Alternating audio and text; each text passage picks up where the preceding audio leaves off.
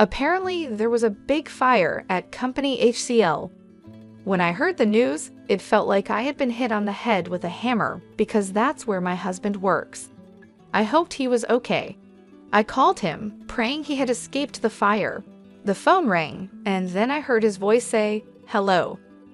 "Eric, where are you? Are you safe?" I asked, my voice getting louder with relief. He sounded annoyed and said, "What's the matter with you? Why are you talking so loud? I'm at work. Don't call me while I'm working." Then he hung up.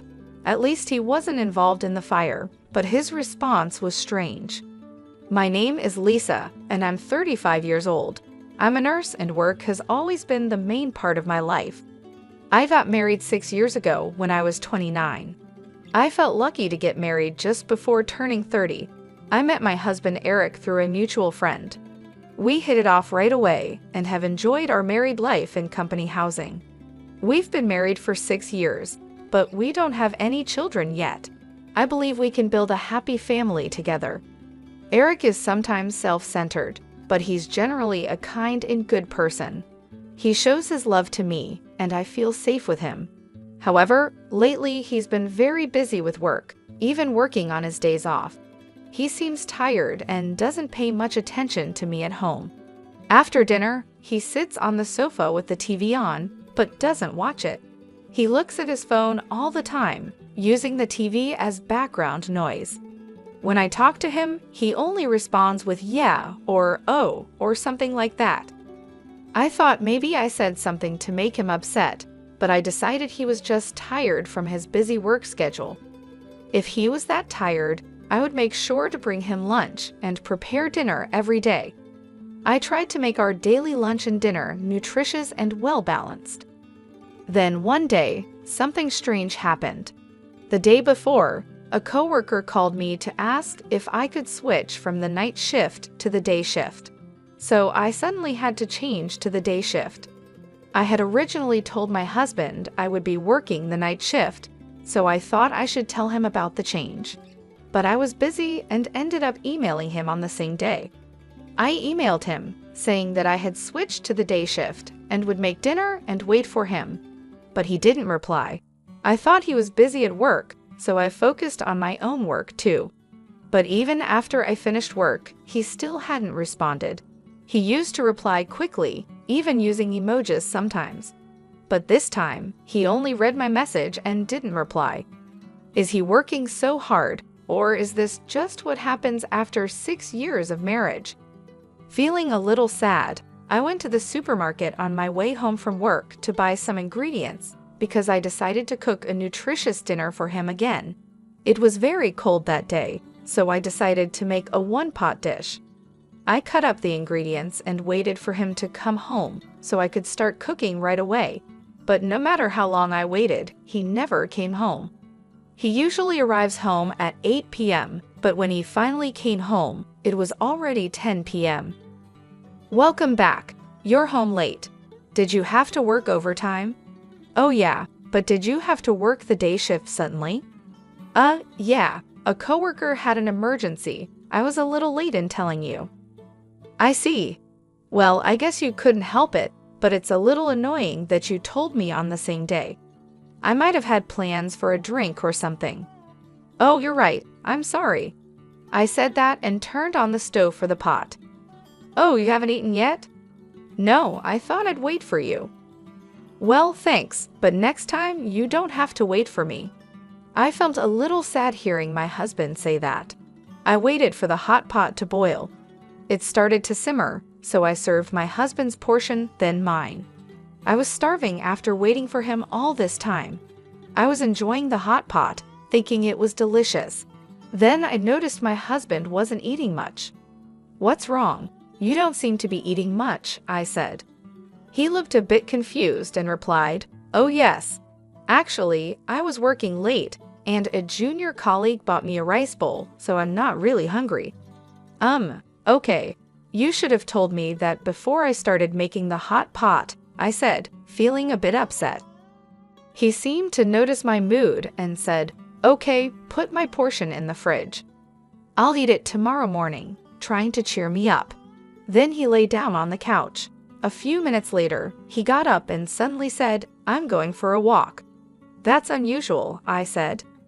"I haven't been getting enough exercise lately, and I've been working late, so I need a change of pace," he answered as he began to get ready to go out.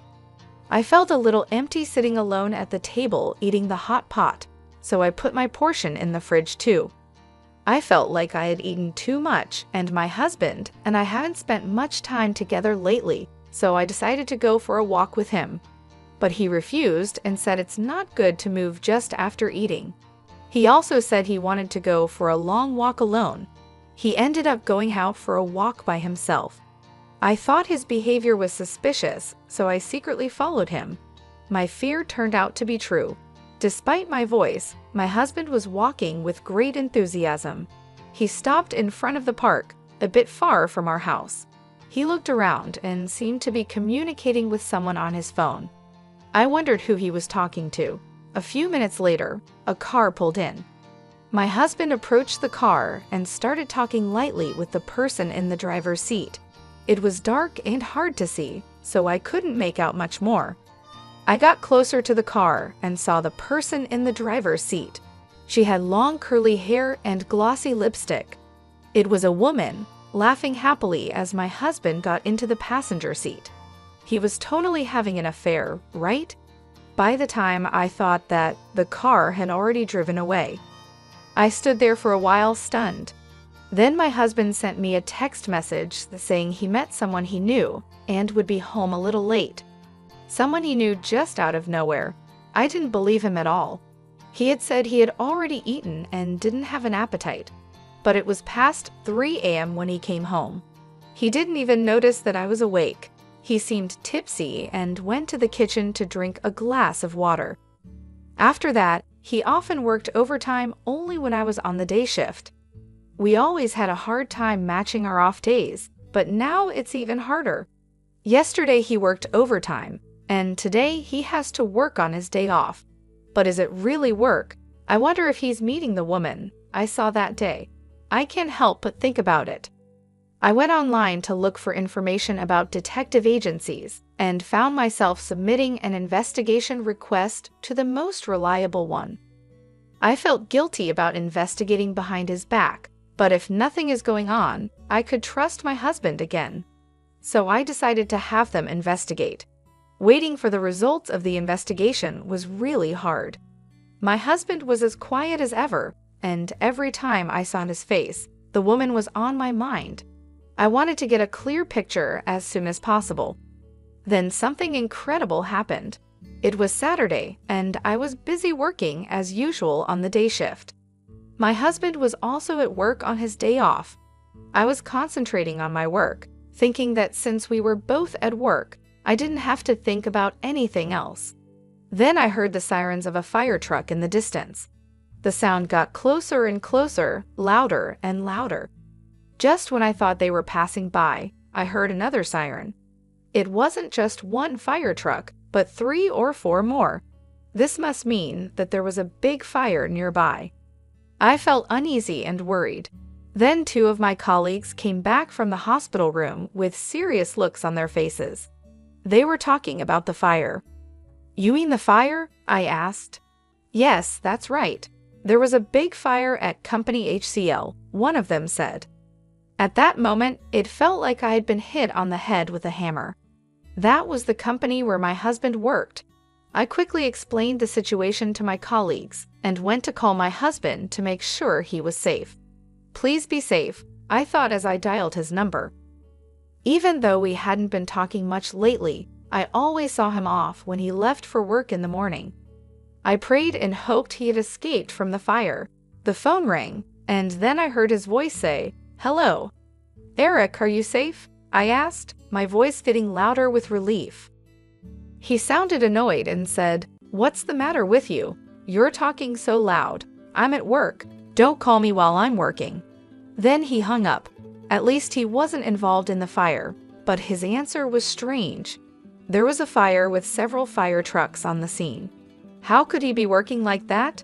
Did he not go to work? Why was he so cold to me when I was worried about him? I was getting more and more angry. Maybe I had been seeing him off, just so he could go to another woman since we got married. Then I made a decision. I would leave that house. As soon as I got home, I started packing my stuff. When I looked in the mailbox, I saw that the results from the detective agency had arrived. I decided to leave the house with the results of the investigation. My parents helped me pack my things. The moving company would be here soon too. I had my things moved out right away. My husband didn't seem to know that I knew the truth. I didn't hear from him at night. I guessed he was staying with his lover the whole time. I packed a lot of my furniture and appliances for my single days. The room was almost empty and looked deserted. Staring at the room, I realized I had no lingering affection for this life. For now, I moved my belongings to my parents' house and looked for a new place to live alone. My husband finally called me the next day. "Hey, what's going on? Most of your stuff is gone." Of course, I moved out of that house. What? What were you thinking? When are you coming back? What about my food? What about the house chores? I was in shock. After all this, that's all you think about when it comes to me? While talking to him, I remembered the fire at his company. This guy was with his affair partner instead of going to work. Anger welled up in me. Why don't you get another woman to do that? Huh? What are you talking about? You were with a woman named Michelle today, weren't you? Huh? What are you talking about? I was working at the office. Oh, at the office? How long did you work today? It was a busy day. Even though I was working on my day off, it took me until late in the evening. I see. That's why I was so surprised that you moved out. Why don't you stop lying already? Huh. You lied about going to work, right? I wasn't lying. I was working. What's going on? How can you work until the evening when there was a fire in the office during the day? Huh. When I called you during the day, several fire trucks were dispatched to your company. They were there to put out a fire that broke out at your office. That's why I called you. I wanted to know if you were okay. You told me not to call you at work, and you talked like there was no fire. Well, he started to say, and I have evidence of the affair from a detective agency. There's no way for you to get away with this. You have to go through my lawyer from now on. I'll make sure I get the alimony. Oh no, he said, repeatedly begging for my forgiveness and apologizing to me. But I no longer had any affection for him. I'm sorry, but there's no way to fix this. I'm hanging up now. Wait, he pleaded. I went to my lawyer and demanded a divorce and alimony from him. The divorce was finalized, and he couldn't get away with it because of all the evidence. My husband and his affair partner had to pay me a reasonable amount of alimony. It turned out that my husband's partner was a junior colleague at the same workplace. The news of their affair spread through the company quickly. Having an affair when the company was dealing with a fire caused a lot of negativity among their colleagues. My husband and his affair partner are now getting cold stares from everyone around them, and they feel very ashamed of themselves. They really deserve it. Meanwhile, I moved into my new place and started to rebuild my life. My parents were incredibly supportive during this tough time. They helped me pack up my things and settle into my new home. It wasn't easy, but I felt a sense of relief being away from the toxic environment I had been living in. I focused on my job and took on more shifts at the hospital. My colleagues noticed that I was quieter than usual, but they respected my need for space. Slowly, I started to feel more like myself again. I even picked up a new hobby, gardening. It was therapeutic to nurture something and watch it grow. 2 weeks later, I received a letter from my ex-husband. He apologized again and begged for another chance. He wrote about how much he missed me and how miserable he was without me. But his words didn't move me. I had made my decision, and there was no turning back. I replied briefly, telling him that I wished him well, but there was no chance of reconciliation. I hoped he would find a way to be happy, but it wouldn't be with me. It was time for both of us to move on. One day, I ran into an old friend from college. We had lost touch over the years, but it was nice to catch up. She had also gone through a tough breakup and understood what I was going through. We decided to meet regularly, and soon we became close friends again. It felt good to have someone to talk to and share my feelings with. Months passed, and I found myself in a much better place. The pain and anger I had felt started to fade, and I began to look forward to the future. I even started dating again, taking things slow and enjoying getting to know new people. My ex-husband's affair and the divorce were hard lessons, but they taught me a lot about myself and what I want in life. I learned the importance of self-respect and the value of true, supportive relationships.